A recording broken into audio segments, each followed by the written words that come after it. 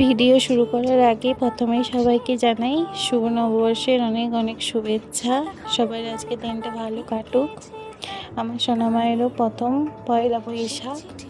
যাই হোক, ঘুম থেকে উঠেছি, উঠে পড়েই কাজে হাত দিয়ে দিয়েছি। প্রথমে বাসি ঘরটাকে ঝাড় দিয়ে নিয়েছি, এখন এসেছি মুছে নিতে। তারপরে একটু রেস্ট নেব, তারপরে সোনাকে ওষুধ খাওয়ানোর আছে, অনেক কিছুই আছে কাজ।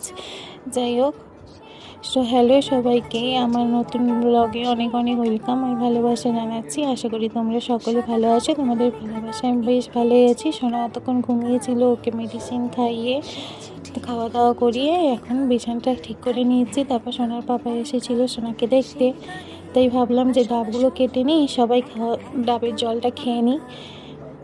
তো আমি একটা খেয়েছি, সোনার পাপাও একটা খেয়েছে, তো সবাই মিলে ডাবের জল খেয়ে এই যে রান্নার দিকে এসেছি।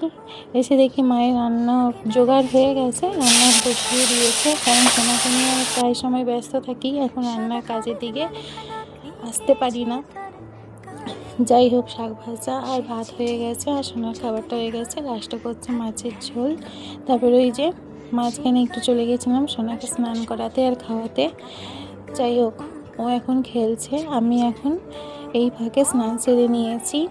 আর ওদিকে হচ্ছে জামা কাপড়গুলো ছিল, মা ধুয়ে দিয়েছে, আমি এখন মিলে দিচ্ছি। আর আমাকে একটু জল ঘাটতে কম বলেছে, যেহেতু সোনার ঠান্ডা লেগে গিয়েছিল, তাই জন্য।